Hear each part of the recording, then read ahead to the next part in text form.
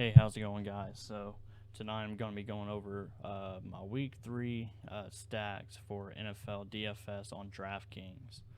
Let's go ahead and jump into it. To start us off for Week 3, we are looking at Matt Ryan at $5,200 playing against the Kansas City Chiefs. I like this stack a lot just because of the salary flexibility that it does provide as far as being able to stack, along with having very viable fantasy options to bring back with as well on the Kansas City Chiefs. But just going over some of the pass catchers for the Indianapolis Colts, I'll go ahead and start off with the stud of the group with Michael Pittman Jr. Obviously, he missed out on week 2 against the Jacksonville Jaguars. With that being said, his absence was definitely felt. Matt Ryan had probably one of his worst performances in his career against the Jacksonville Jaguars, who basically shut down Jonathan Taylor.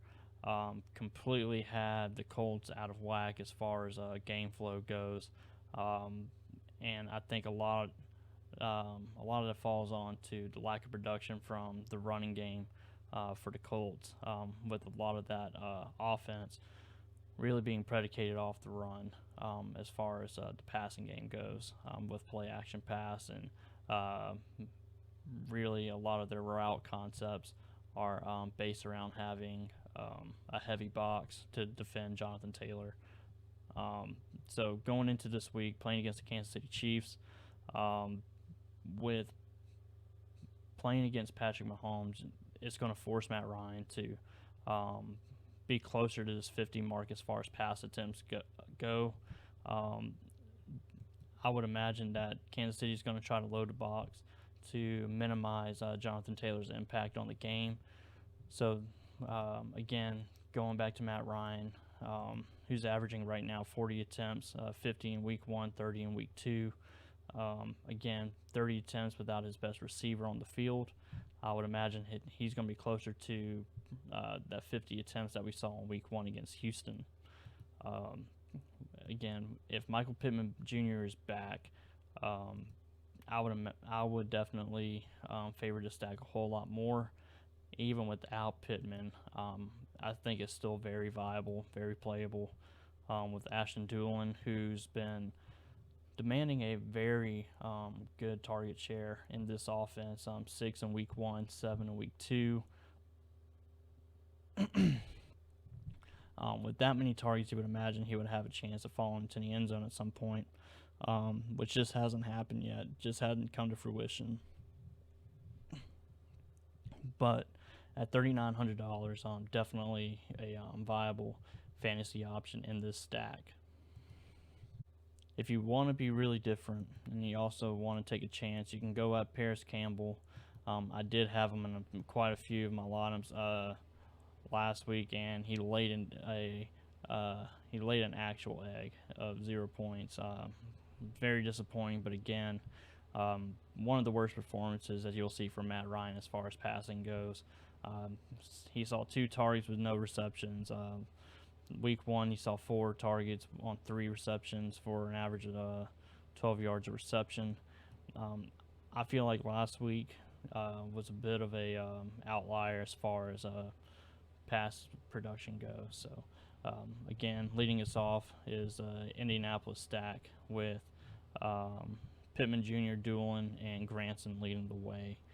And along with that stack, again, you definitely have some viable options again with Kansas City on the other side if you wanted to play some bring back players with your stack, single or double stack, with Juju Smith-Schuster, MVS, Scott Moore, which he actually didn't do much at all last week either, with 0 targets, didn't even see the field in that game against the Chargers. So really the only pass catching options on the other side of the ball from Indianapolis we're looking at Juju Smith-Schuster and Travis Kelce, basically. So, again, with the Matt Ryan stack, my preferable core of that lineup would be if Pittman's healthy, Pittman, Doolin, and then on the other side of the ball, bring it back with either Kelce or Juju Smith-Schuster. Moving on to my second stack for Week 3 is going to be Derek Carr and the Las Vegas Raiders. So, Derek Carr obviously lost a heartbreaking game in Week 2 against the Arizona Cardinals on a last play fumble when they were driving the ball down the field to have the game-winning drive, basically. He's been averaging right below 40 pass attempts a game. Hovering around 270 yards passing so far on the season.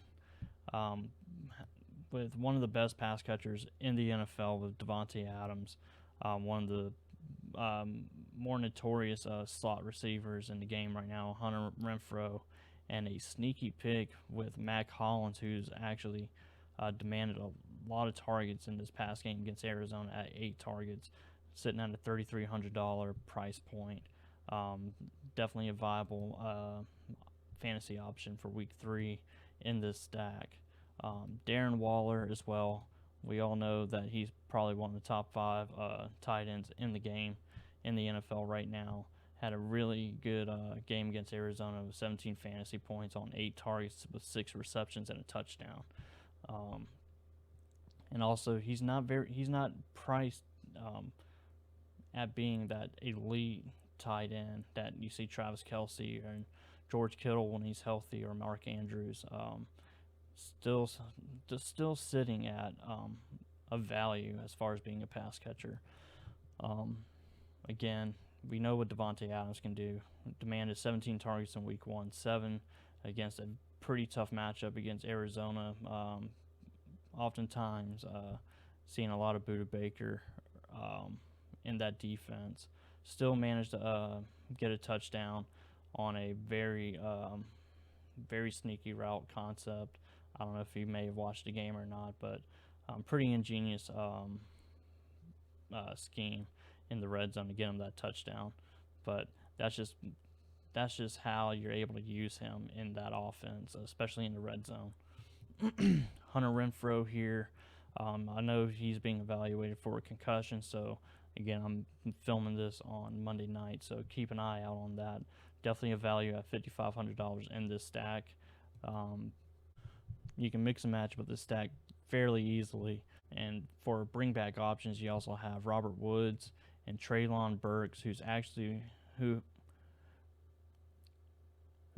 been emerging as the number 1 receiver for that Tennessee offense. At 5 targets in Week 1, and Week 2 is concluding as we speak. So Treylon Burks actually was targeted 6 times in tonight's game, and a blowout against the Bills. So I think that Treylon Burks, who saw 5 targets in Week 1, 6 in Week 2, is slowly but surely becoming the number 1 target for Ryan Tannehill and that Titans offense. So with Derek Carr at a $5,900 price point with a pretty high pass attempt average so far in the season, with one of the best receivers and best tight ends in football, with very affordable options for bring back players in that game as well, is my second stack for Week 3. And moving on to my number 3 stack for Week 3, we're heading to Detroit and Jared Goff.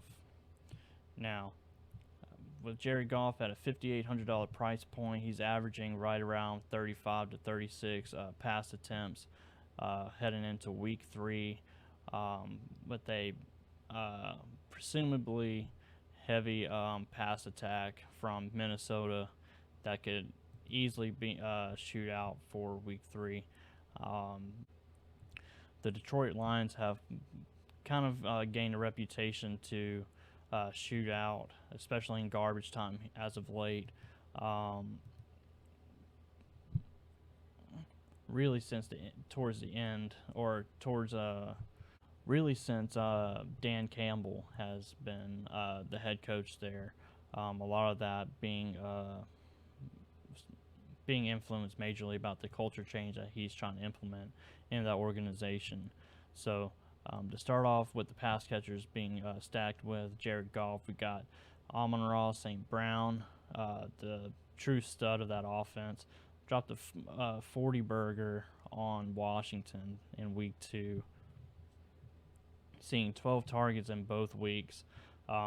He really got you to 3-point bonus, 2 touchdowns, also 68 yards in rushing, which is ridiculous when you think about it from a receiver of his caliber.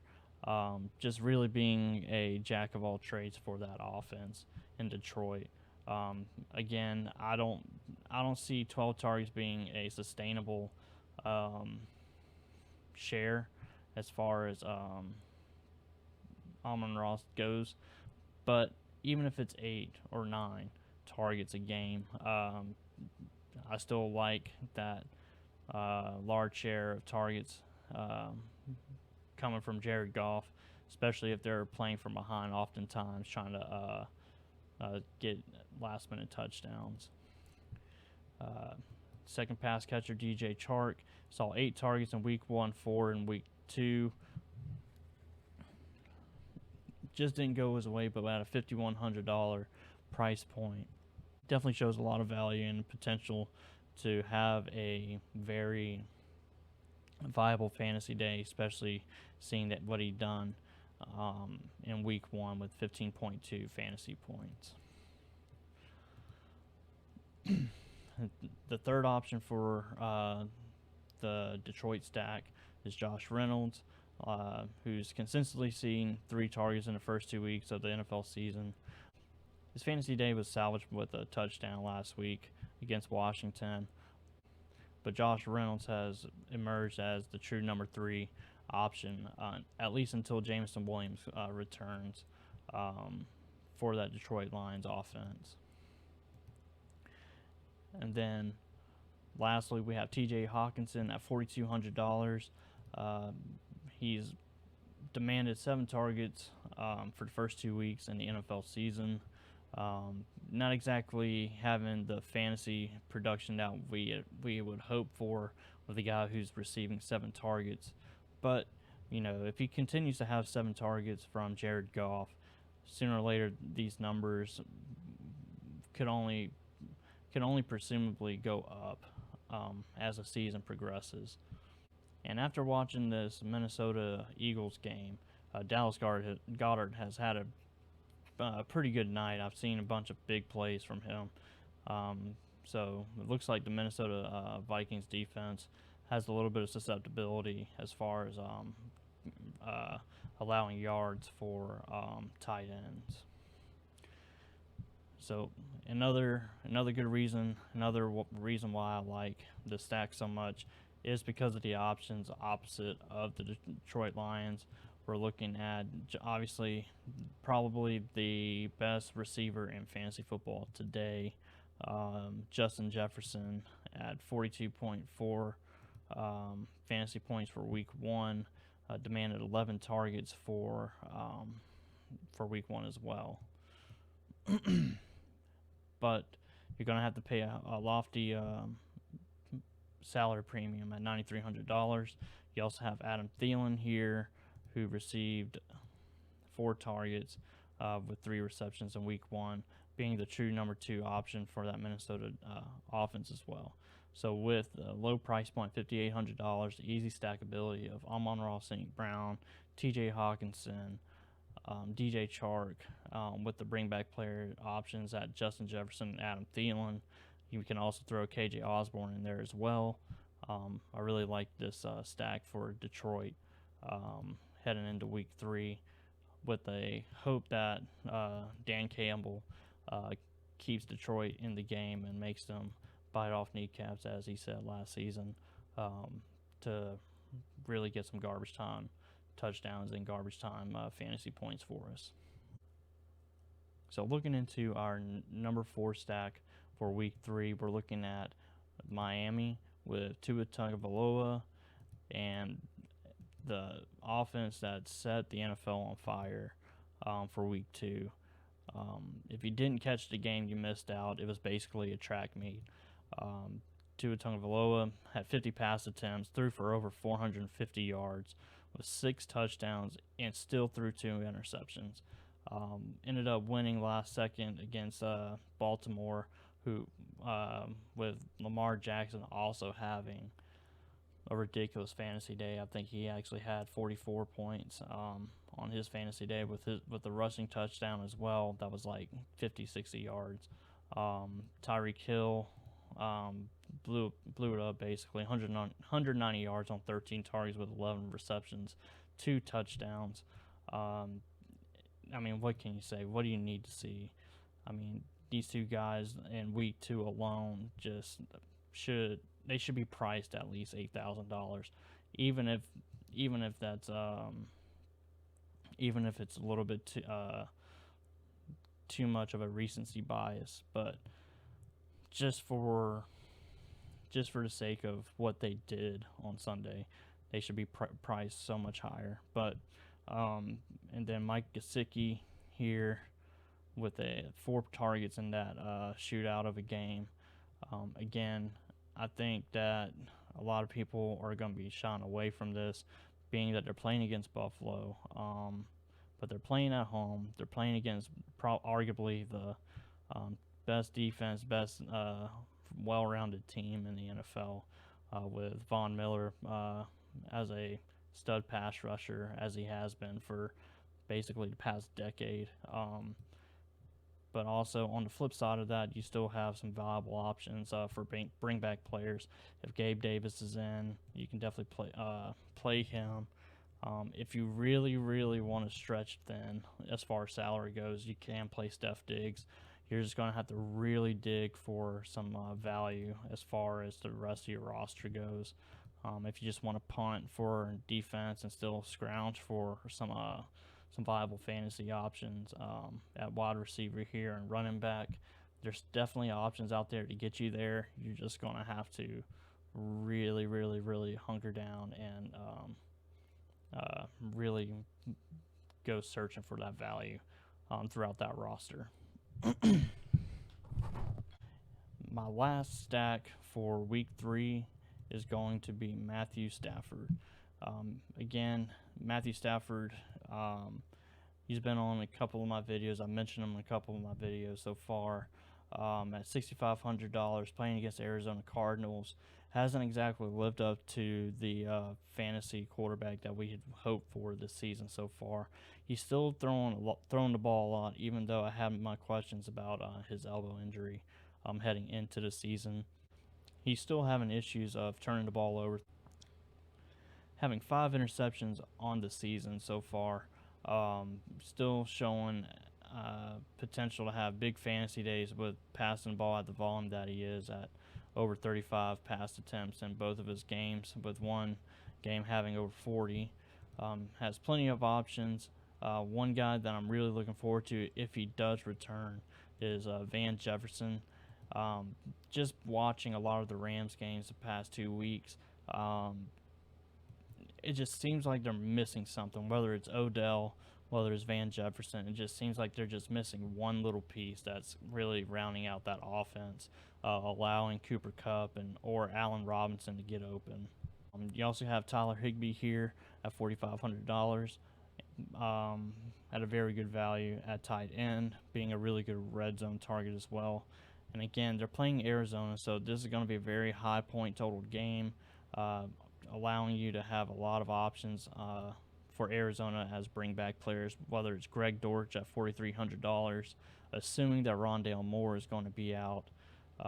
Both games he had really good fantasy production, had 9 targets in week 1, 4 in week 2 with a touchdown for 55 yards for 15.5 fantasy points last week. So there's a lot of value on the opposite side of the ball to have as bring back players with A.J. Green, Greg Dortch, and really Marquise Brown as well for $6,000. But you can only assume that Marquise Brown is going to be shadowed by Jalen Ramsey, which may not be the best of matchups for him. So I'm really looking at Greg Dortch and AJ Green, and maybe even Zach Ertz if you're not playing Tyler Higbee, as far as being bring back players um, for that stack there. So again, a high point total game with Matt Stafford being at $6,500 with some values to stack him with Van Jefferson if he returns, Allen Robinson, and Tyler Higbee. And obviously, if you want to go ahead and pay up the premium for Cooper Kupp, the past 2 weeks, he's getting you 35 fantasy points. So definitely paying off that salary. Just kind of leaves you a little bit thin for remaining salary if you do indeed pay up for him at $9,900. All right, so that's my week 3 top stacks for NFL DFS on DraftKings this week. Thank you guys for watching. Please subscribe to the channel, like the video, drop a comment on some of your favorite stacks for week 3, and thank you guys for watching again.